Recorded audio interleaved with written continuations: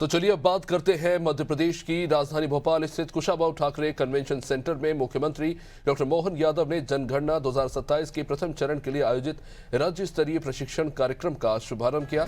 तो वही दमोह के नौहटा में नहोलेश्वर महोत्सव एवं किसान सम्मेलन में शामिल होकर महोत्सव का विधिवत शुभारंभ किया। साथ ही मुख्यमंत्री ने रेल मंत्रालय द्वारा 8.60 किलोमीटर लंबी नई खेड़ी चिंतामन गणेश रेलवे स्टेशन को जोड़ने वाली उज्जैन बाईपास रेल लाइन को स्वीकृति दी जाने पर प्रसन्नता व्यक्त की और स्वतंत्रता सेनानी सरोजनी नायडू की जयंती पर उन्हें कोटि कोटि नमन किया।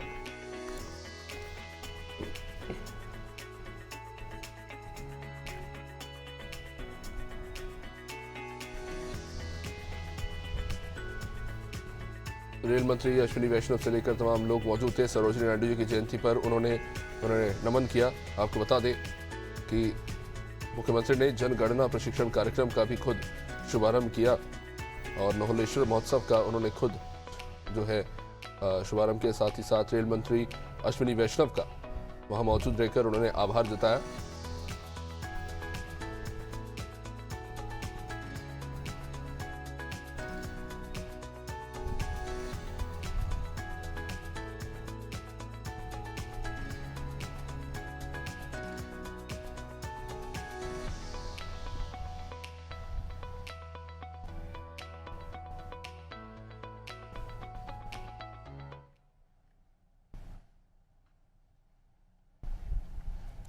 वहीं राजधानी भोपाल स्थित कुशाभाऊ ठाकरे कन्वेंशन सेंटर में मुख्यमंत्री डॉक्टर मोहन यादव ने जनगणना 2027 के प्रथम चरण के लिए आयोजित राज्य स्तरीय प्रशिक्षण कार्यक्रम का शुभारंभ किया।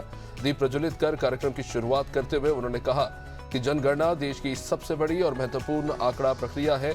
इसके आधार पर शासन की योजनाएं बनती है और संसाधनों का वितरण तय होता है। मुख्यमंत्री ने कहा कि कोविड काल में स्वाभाविक रूप से जनगणना संभव नहीं हो पाई थी, लेकिन अब अधिक शुद्धता, पारदर्शिता और निष्पक्षता के साथ इस दायित्व को निभाना होगा। उन्होंने कहा कि जनगणना के आंकड़ों के कई अर्थ निकाले जाएंगे, इसलिए स्पष्टता सर्वोपरि रहनी चाहिए। उन्होंने कहा कि साल 1931 के बाद सामाजिक स्तर की इस प्रकार की जनगणना पहली बार हो रही है और यह ऐतिहासिक अवसर भी होगा।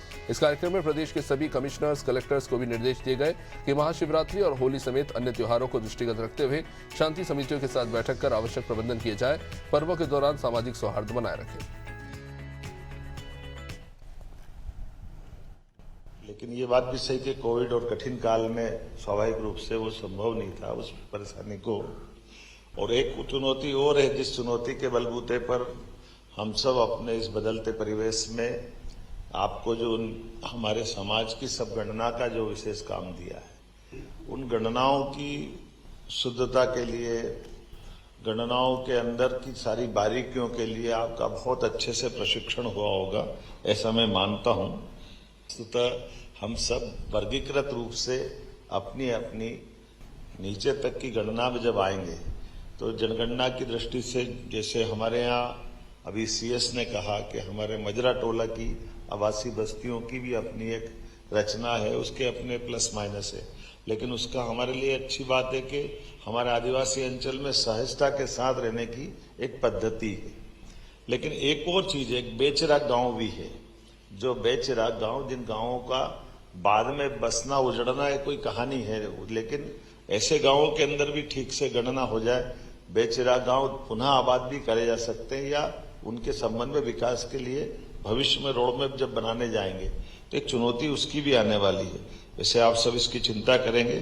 हमारे राज्य की अच्छी परंपरा है, प्रशासनिक अधिकारी सारी गंभीरता के साथ सारी बातों को लेंगे और इस आधार पर ये हमारी जो मूल जिस कारण से हमने कॉन्फ्रेंस रखी उसकी सफलता मिलेगी। सड़क, अस्पताल, स्कूल, ये सब आपकी बनाए हुए बुनियाद पे ही खड़े होंगे, जिस आधार पर सही से गणना हो जाए, सही से चिंता हो जाए भविष्य की दृष्टि से।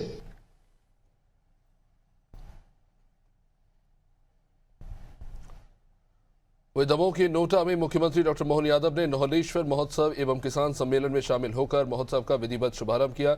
इस मौके पर उन्होंने कृषि यंत्रों और उत्पादों पर निर्धारित प्रदर्शनी का अवलोकन किया, तो साथ ही साथ किसानों से भी संवाद किया। मुख्यमंत्री ने क्षेत्रवासियों की महत्वपूर्ण मांगों को पूरा करने की भी घोषणा करते हुए कहा कि किसानों की आय बढ़ाने, उन्हें सशक्त और समृद्ध बनाने के लिए प्रदेश सरकार योजनाबद्ध तरीके से काम कर रही है। उन्होंने बुंदेलखंड क्षेत्र के समग्र विकास को सरकार की प्राथमिकता बताया। पर्यटन, उद्योग और रोजगार को बढ़ावा देने के उद्देश्य से नौरादेही अभ्यारण्य को चीतों के पुनर्वास के तीसरे केंद्र के रूप में विकसित करने की भी बात कही।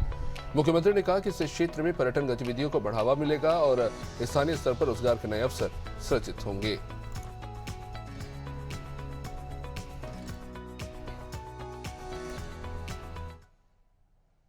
महाशिवरात्रि की बेला है और ऊपर से इतना अच्छा लग रहा देख करके। ये नोहटा का पूरा क्षेत्र और नोहलेसर पे ये मेले की शुरुआत, सच में हमारी संस्कृति बड़ी अद्भुत है। हर बार त्योहार, व्रत, उपास, इन परंपराओं से जीवन को नई गति मिलती, नई शक्ति मिलती। और मुझे और आनंद तब आया जब बाबा महाकाल की नगरी से मैं आता हूं तो मुझे एहसास है नोहलेश्वर के मंदिर में क्या स्थापत्य का उत्कृष्ट उदाहरण है, क्या क्या उसमें रचनाएं बनाई गई।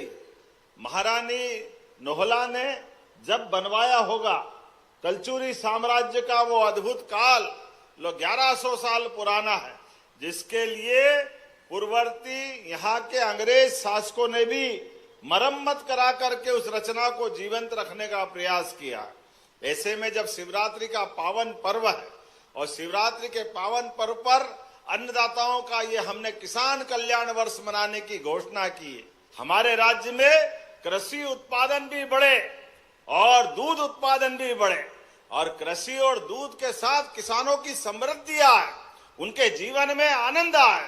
इसलिए हमारी सरकार सर्वोच्च प्राथमिकता से अगर काम कर रही है तो इसी क्षेत्र में कर रही है। मैं आपको बधाई देना चाहता हूं सभी मित्रों को।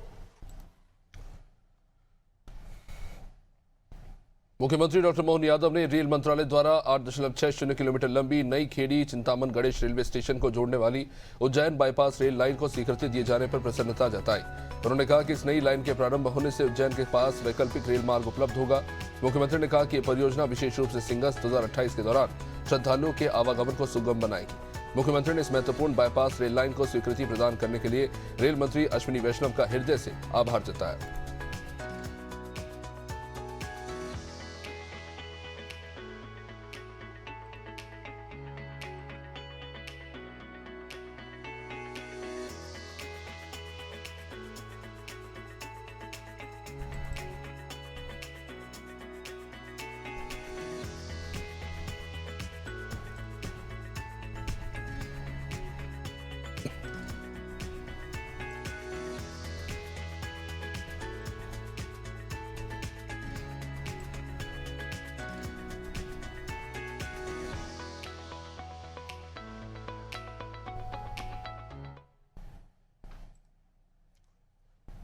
मुख्यमंत्री डॉक्टर मोहन यादव ने स्वतंत्रता सेनानी और भारत कोकिला के नाम से विख्यात सरोजिनी नायडू जी की जयंती पर उन्हें कोटि कोटि नमन किया।